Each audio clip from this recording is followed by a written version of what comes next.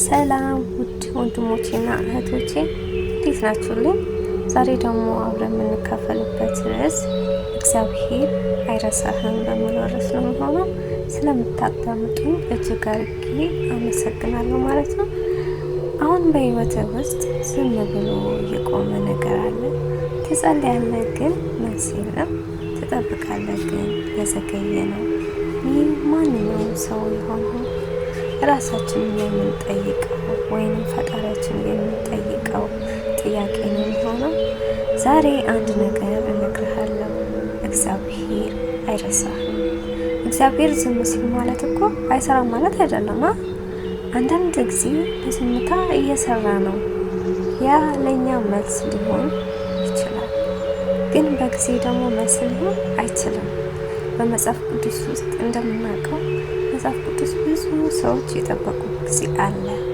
ለምሳሌ ስንወስድ ዳዊት ንጉሥ ከመሆኑ በፊት መስክ ብዙ ዓመት ጠበቀ።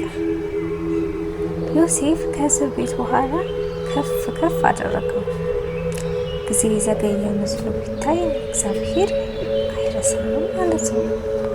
ፈተና ለመጥፋት አይመጣም፣ ለማጠንከር ይመጣል ማለት ነው። ወርቅ እሳት ውስጥ ሳይገባ አይጠራም አይደለ? እንደዛም እምነት ፈተና ውስጥ ሲገባ ይጠነክራል።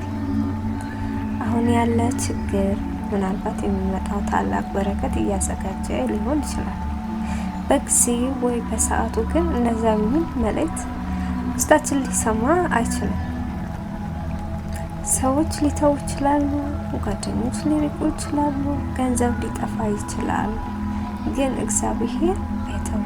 ወንድሜ እህቴ፣ ዛሬ ራስህን አትተው፣ ጸሎትህን አትተው፣ ህልምህን አትተው። እህቴ ወንድሜ፣ ዛሬ ምንም ነገር ካልተለወጠ እንኳን እምነት ጠንክር። ነገ ይቀየራል። ጊዜ ሲደርስ በረከት ይገለጣል። እግዚአብሔር አይረሳህም። የዛሬ መልእክታችን ይህን ይመስላል። ስላዳመጣችሁ እጅግ አድርጌ አመሰግናለሁ።